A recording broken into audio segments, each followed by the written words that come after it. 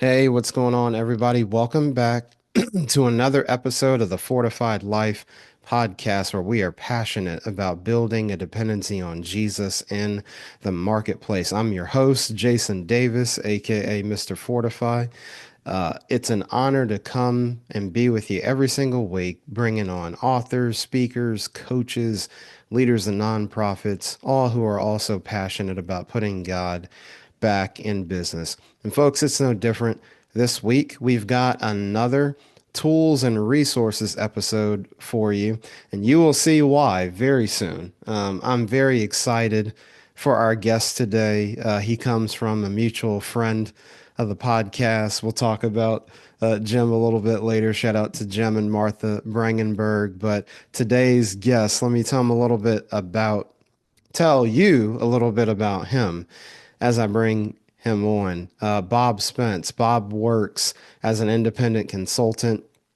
Through the years, he's completed more than 300 key leader searches and has trained hundreds of managers using his trademarked Choosing Winners system. Ladies and gentlemen, please welcome to the Fortified Life podcast, Bob Spence. Bob, how's it going? Going very well, Jason. Thank you for having me on the program. Absolutely. Well, Bob, we were talking offline, and folks, you're going to really enjoy not just what Bob has to say, but his background. I would tell you, folks, I've heard of a lot of different ways that people get into what they do. But Bob's got a really unique background. So, Bob, I don't want to spoil it, but I'll let you tell the listeners about how you've worked in a few different fields that has helped add value to what you do today. Okay. Well, I started out after graduating from Bowling Green University in Ohio as a high school history teacher and a track coach, and then became the assistant principal and then the principal in that same school system. I went back to Bowling Green to work on a doctorate, which I did not finish. I always clarify that. I'm ABD, all but the dissertation. And, but then I ended up serving four school districts as superintendent of schools. And the reason I bring that up my initial career is because that's when I got interested in hiring. In Ohio, when I was an administrator, the state had a rule there that if you hired a new teacher, you gave them a 1 year contract. At the end of the year, you either gave them tenure or let them go. Hmm. You couldn't afford to make a mistake. So I was struggling because no one ever taught me how to interview. We still don't teach managers how to interview, by the way. It just doesn't happen like it should. But anyway, no one taught me. And then a friend of mine, Ken Cardinal, introduced me to a program called the Teacher Perceiver. It was developed by Selection Research Incorporated out of Lincoln, Nebraska. And I got trained on that and used it, and it was helpful. It was not the key tool, but it was helpful. And then I just started studying, and I studied excellence and studied the top achievers. And then I did some work with the Blanchard organization. And then in 1988, I founded Creative Leadership in San Diego. And I did that to strictly go out and teach people how to use the Choosing Winner system. And I was doing that. And then one of my clients asked me, well, why don't you do a search for us? Who do the whole thing? And I said, well, I'm training you how to do it. And I'm not a headhunter. I'm not going to be one of those guys. I don't want to be associated with them. And so it was Rich Snyder at In-N-Out Burger. Hmm. And so I helped him find their CFO. And when I got done with that, he had three referrals for me. And that's history because 300 plus later, and I do all those searches not as a headhunter. I do it as like your HR person. Hmm. And so I've done that for the last several years. And along the way, I got into abstract art. I do Christian art and love it. I love to do it. I published a Christian art book years ago. And also, in addition to that, I'm now an author.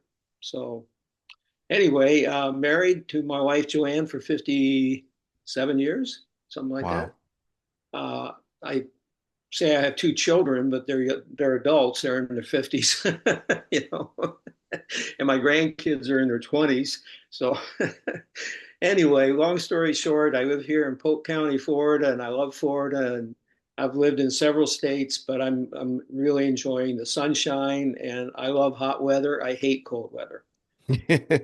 But that's a short summary of Bob. Wow, Bob, that is an amazing background. A big, just overarching thing that I hear as you explain that. A question I have, Bob, especially for someone like myself, my age. I'm in my late 30s now.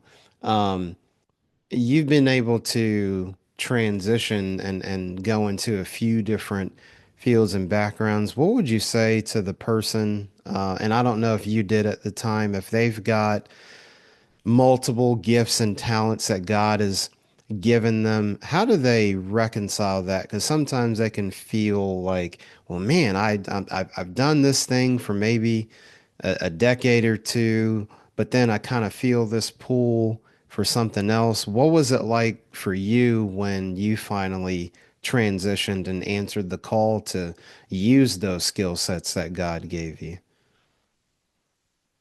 And I think that the actual call came when I started creative leadership. I Mm, think all the previous work was preparation.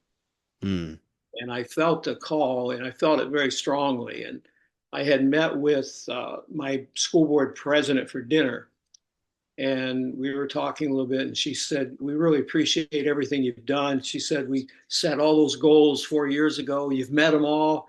Now we need to set new ones." And she said, and then she said something interesting. She said, "You ought to go out and teach people how to do what you do.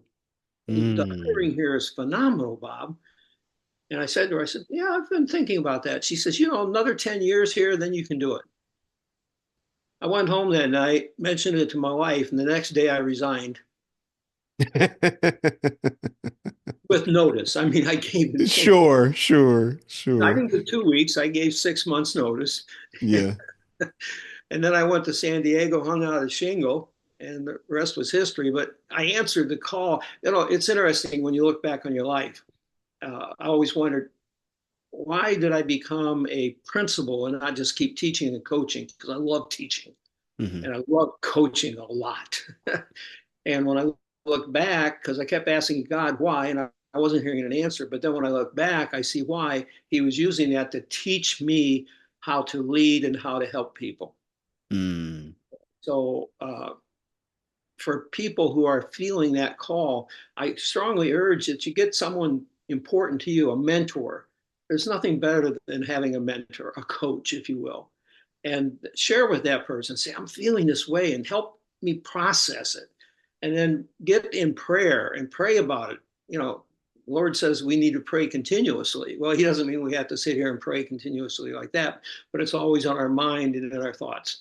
And so I would encourage people to get out there and pray and get with someone significant and talk about it. And then honestly do some practical things like homework mm. and see what you're thinking and see if would it really work to do that. So, but those are the kind of things I did.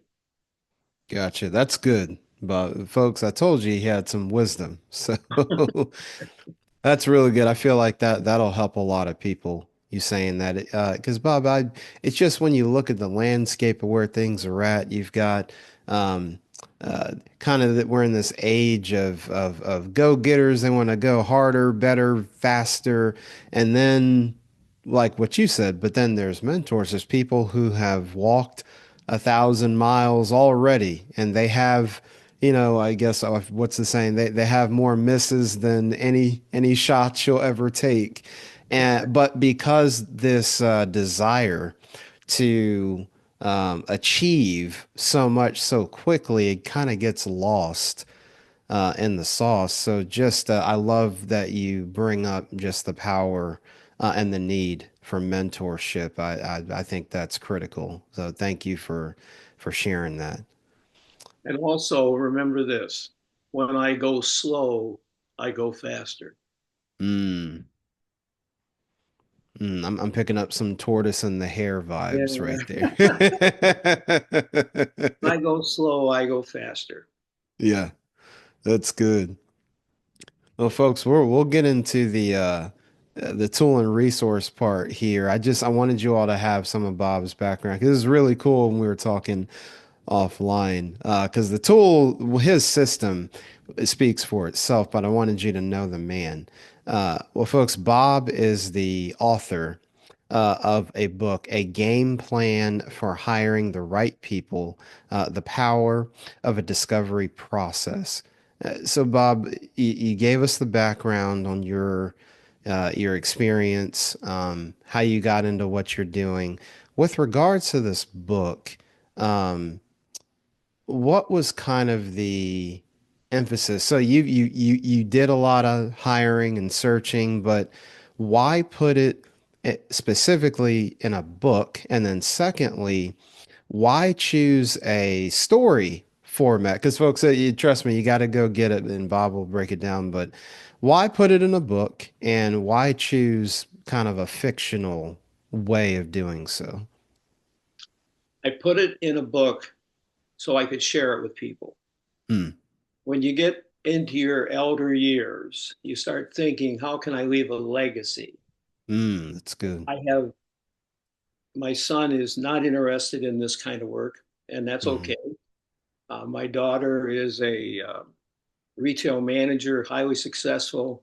She uses this stuff in her work, but she's not interested in doing it full time. So I Hmm. thought it's time to share it. And so I actually have been asked to write a book many times over the years. And I Wow. actually wrote this book years ago, but I will never share it with anybody because it is horrible. It's the system, and it reads like any other interview book. Just boom, boom, boom. And by the time you get on page 10, you're asleep. Oh. And I thought, how can I get the message out? And I'm a real fan of Lencioni. I really Hmm. am. He writes business fables. And I thought, hey, I think I could do that, make it a fable. So I sat Hmm. down and started plowing into it. And I was having more fun writing it than you can imagine. And I really enjoyed character development, something I'd never done before. And I'd done a lot of reading on how to write a book. I always do my homework first. And so I put this together and I enjoyed it because you can read the book and learn the system and the concepts from reading it, but at the same time, it's enjoyable Yeah. because you get these characters, they come to life and a couple of the ladies on the leadership team are prayers and squares at church, for example. And you get Hmm. to, you get to see how they are in their own lives and you get to experience it. It's the book's a total experience. Um, Here's a sort of a warning. I've got a second book working on it using the same characters. And what I'm doing in that book is the characters have finished the hire and they have decided to look at what they learned during the hiring process. And they came up with 7 things they're not doing well. Like, Mm. we're not coaching well, we're not doing performance reviews. So I take those 7 things and work it through the book as they work together to improve. And that book will have a lot of coaching and teaching in it. So, but anyway, I hope I answered the question. Also, before I stop, I'm on LinkedIn. If anybody wants to follow me on LinkedIn, every day of the week, I put a short little thing on there about hiring or coaching or people development. And I have a lot of articles on there that are free to read. Oh, thank you for sharing that, Bob. And we'll make sure we mention at the end of the episode too, LinkedIn, great place to find Bob as he shares the resources. And I love the teaser, Bob. I will be right there, ready and waiting for part two, because part one was awesome. As you think about the characters. Bob, are they based on real people? Like when you think about the president, Ron Howell, as you're putting together the plot and the character development, did you have in mind people that you had worked with, or is it one of those things where it's like, hey, I'm actually one of the characters over here? Yeah, so I just as I was reading, I was wondering, I was like, man, whenever someone writes fiction like that, I wonder if it's well, which one is them and or which was maybe someone that they met along the way. I just couldn't help but notice that. Well, first of all, I'm not any of the characters. Secondly, I sat down and I carefully thought about the characters, and I made a strong emphasis to not have them be somebody I knew in the past. So none Mm, of them were based on any real people. Uh, it was a struggle to do that. And I think any author that has fictional characters, things creep in. But mhm. I made a point to avoid that. I wanted it to just be totally these people, not anything from the past. And so they don't really represent anybody. The closest thing to the past is Ron Howell. His last name is the last name of my boyhood friend. That Got is the only thing in the characters is from the past. it. I love it, folks. So, everyone out there listening, it's not you. I love it. So, Bob, as you're putting the story together, you're weaving in the steps that the team walks through. Let's pull on your experience a little bit as we walk through the story. What's the single most common mistake organizations make when hiring new talent?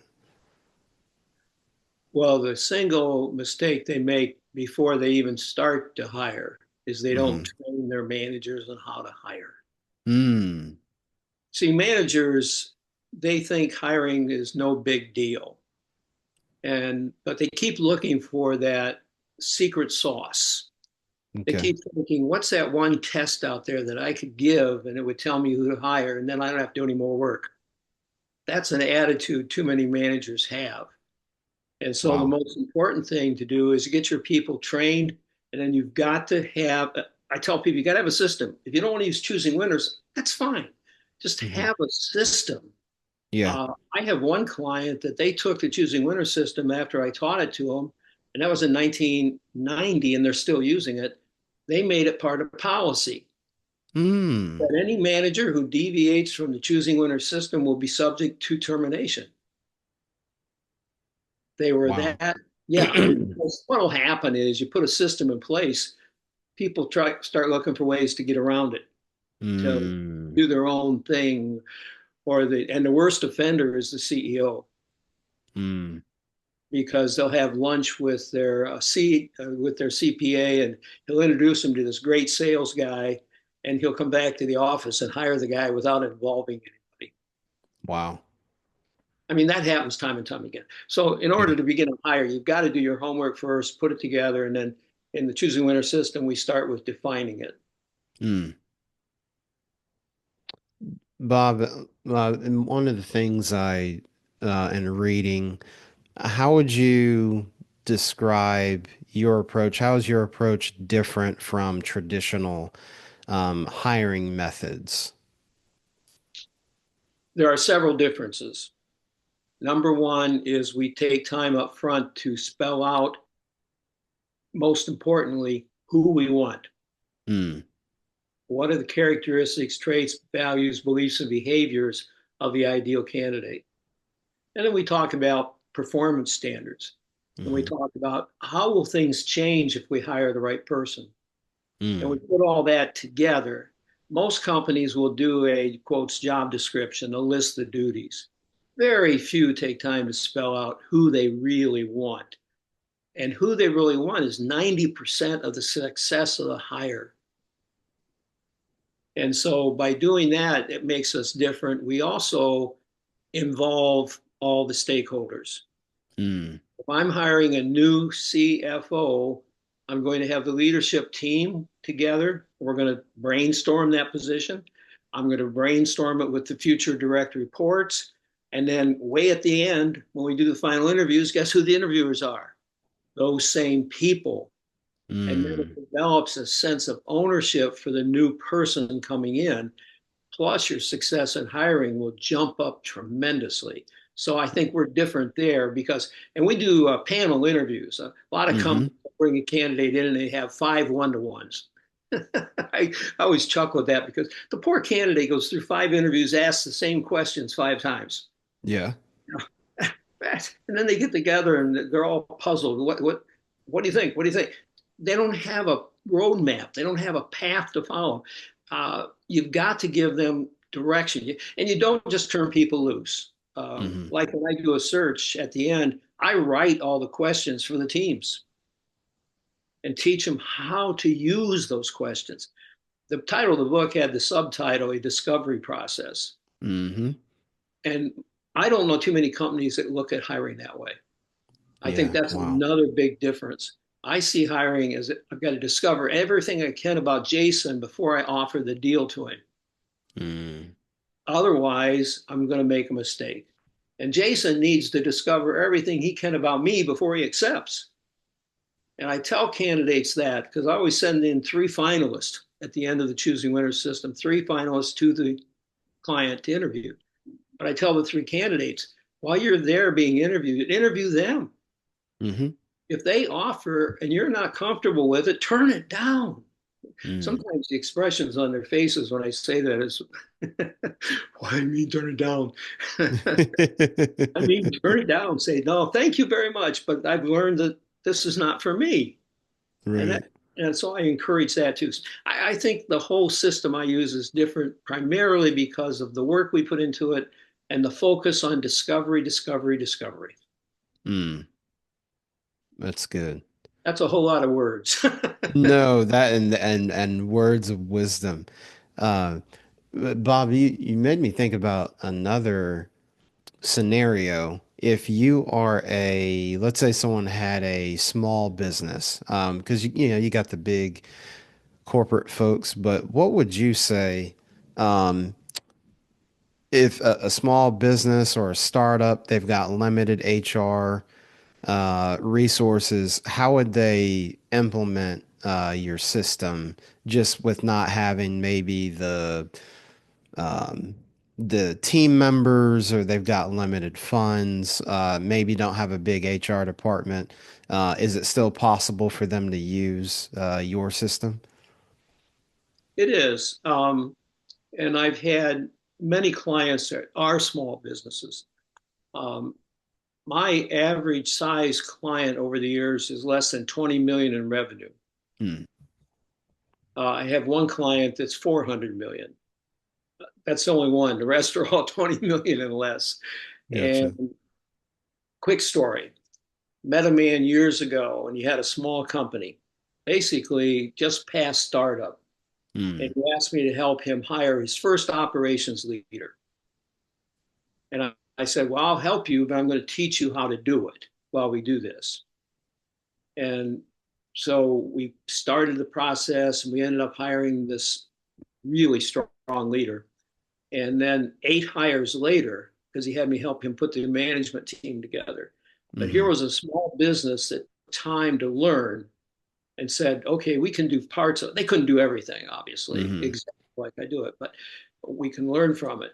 Well, 8 hires later, he sold the company and became a multimillionaire. Wow. The buyer of the company, unlike most buyers, did not fire the management team. They said, we're buying this company because we want that management team. Mm.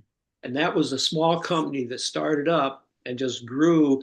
And then he used the concepts I have in hiring about discovery to use that in all aspects of his business.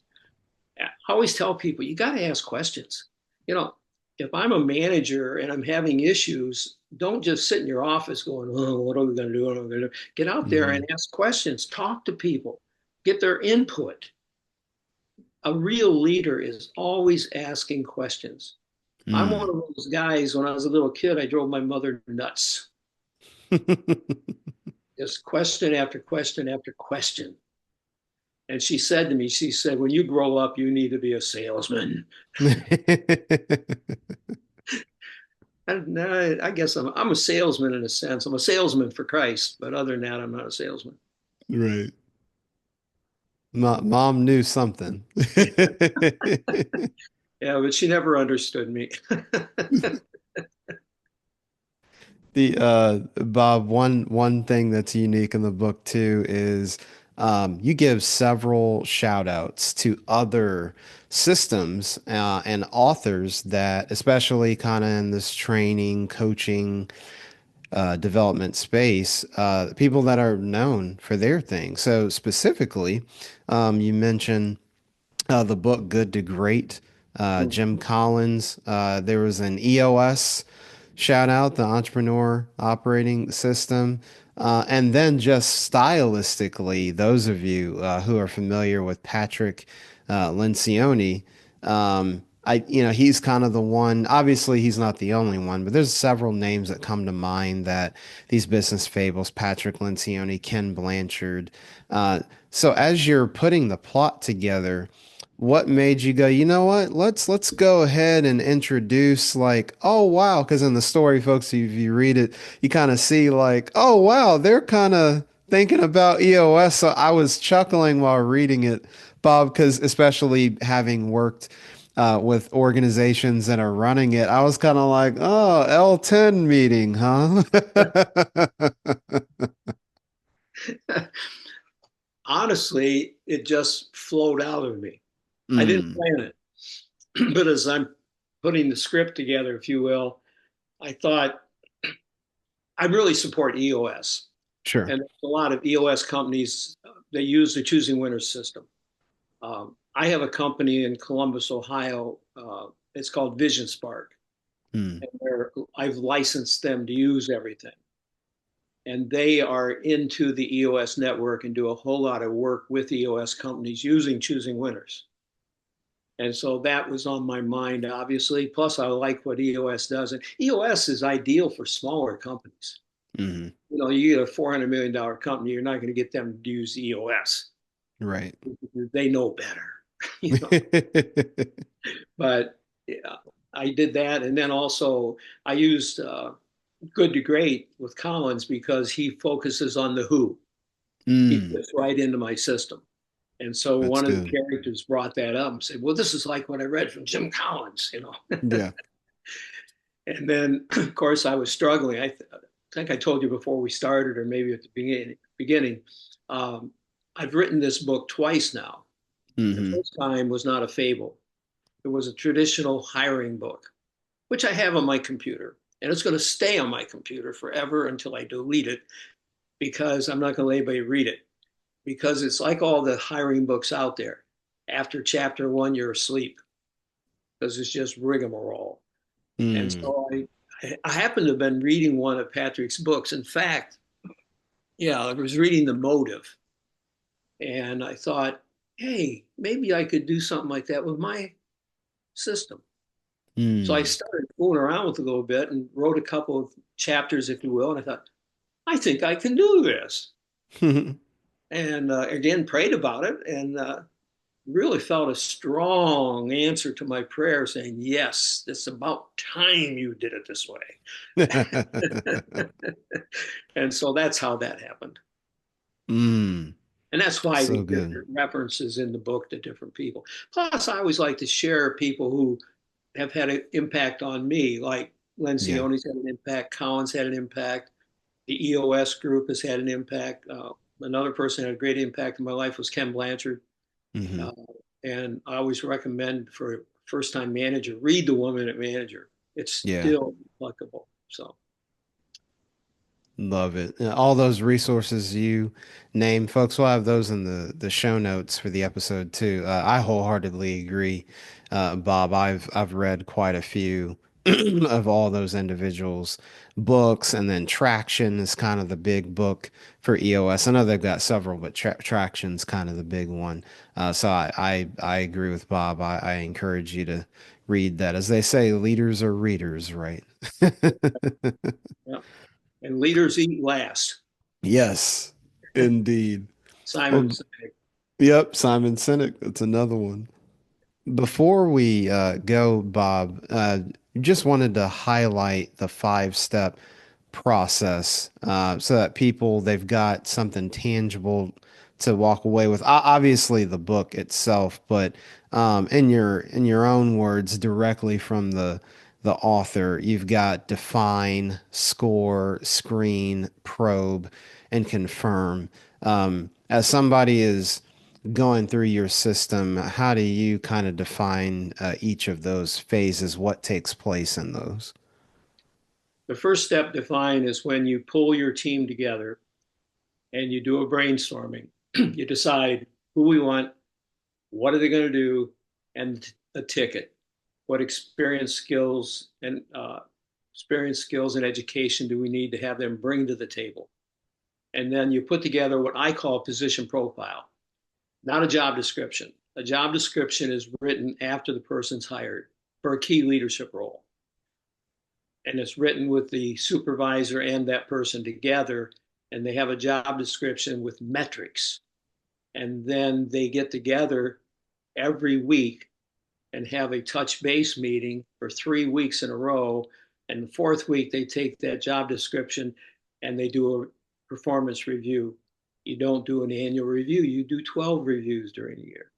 So, anyway, that whole define sets up a whole lot of other things if you're willing to do that. Mm, Secondly, score is where you take resumes and you have point values assigned based upon your ticket. In other words, if you wanted, they have to have construction industry experience. How many years? 5. So if the candidate has 5, that's a requirement. So you check it off, and then you'll have things we call preferred and desired. And we use different weights of points. So when you get done with all the resumes, you've got them organized from highest score to lowest score. Tremendous time saver. mm, Don't have to keep picking up. I don't even read a resume when I score it. I just score it. And then I read it if it's a top score. And once I gotcha. got that done, you decide who do you want to talk to first. And the screen step is strictly a short interview to find out are they worth spending time with. Mm, When I do a screen interview for a key leader, it's about 45 minutes to an hour. I go through their resume in detail and I tell people if you're a small company and you're not doing all the system, at least do this. Talk to the candidate about their resume. I see mm-hmm, you said you raised sales by 300%. How'd you do that? mm-hmm. Who did you involve? Yeah. Did you repeat it later? What did you learn from that? You do that kind of questioning. And then also, once you get done going through the resume, I always ask them 4 to 5 questions dealing with performance. In other words, if Mm, you want someone to have done something specific, I ask them about that. Have you done this? yeah. How did it work out? What would you do differently? Yeah. And then the third part is I have an 8 question screener that's talked about in the book. I didn't give it away, but it's uh, the screener is in there, and it helps us decide who do we want to spend more time with. And then my 4 step probe is a detailed, uh, in-depth performance assessment, behavioral evaluation. Mm, And with that, I'm able to determine are they really who we want? And then yeah. what I do is I take the top, say, 6 people and do a Zoom 1 to 1, going through more detail. And then the final step, confirm, is where the 3 top candidates go to the company and they're interviewed by the interview teams. There's none of that 1 to 1 interviews except for the guy they're going to report to, but they interview with teams so they get a feel for it. When you spend time with the person around the table, it makes a difference. And Yeah. also, when they arrive, they have a tour of the facilities. There's a person assigned to be the host for the day. That person gives them the tour, takes them on their breaks, takes them to lunch. And at the end of the day, the team says to the host, what did you think about this person? The host knows more about this person than anybody on the team. Mm, They were in situations where the person felt totally open to say however they felt. It's a neat little trick, but it works. So anyway, that's a quick summary of the system. I hope that was understandable. Best way is just get into the book and read about it. that's actually, Bob, that's where I was going. I wanted you to kind of give the overview and be like, and now everybody go out and get your copy of Bob's book. Again, the title is A Game Plan for Hiring the Right People, The Power of a Discovery Process. Bob, before we go, is there anything else you want to share? Like best way, you mentioned LinkedIn earlier, best way to get in touch with you or connect with your content, anything else you'd like to share? uh, you can reach me through LinkedIn. Um, I don't know if you'll have my email at the end of this, but my email is not difficult. bobsp@mac.com.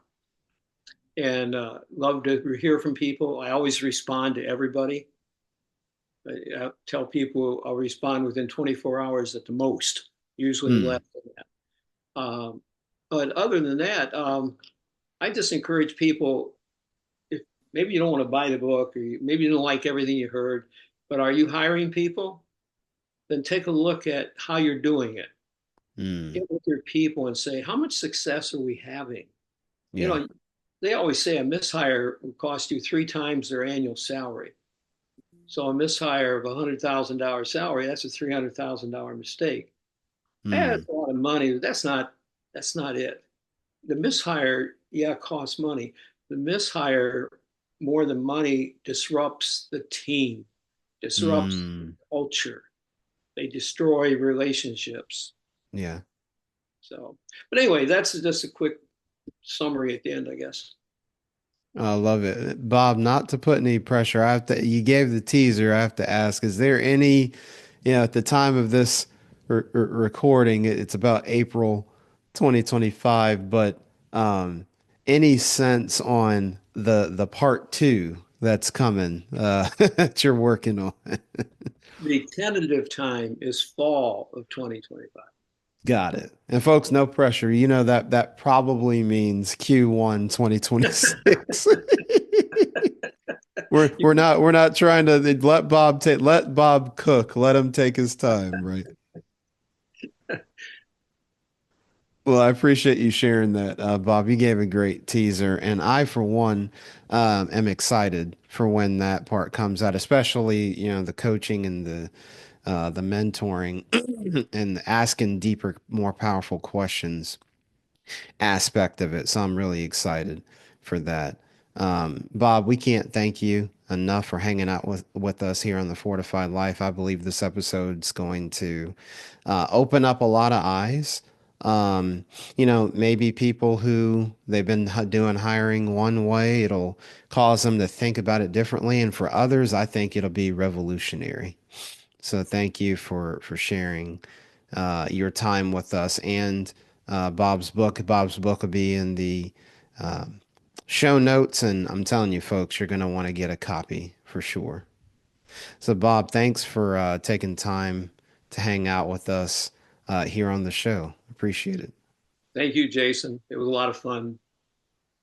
I had a lot of fun too. Well, folks, that's all we've got time for here on the Fortified Life podcast. Again, this has been one of our tools and resources episodes, all things hiring through the lens of Bob's book, A Game Plan for Hiring the Right People. You know how we leave things. Don't compartmentalize your faith in the marketplace. And remember, from the boardroom to the bathroom, God is with you. We'll see you next time on the Fortified Life podcast.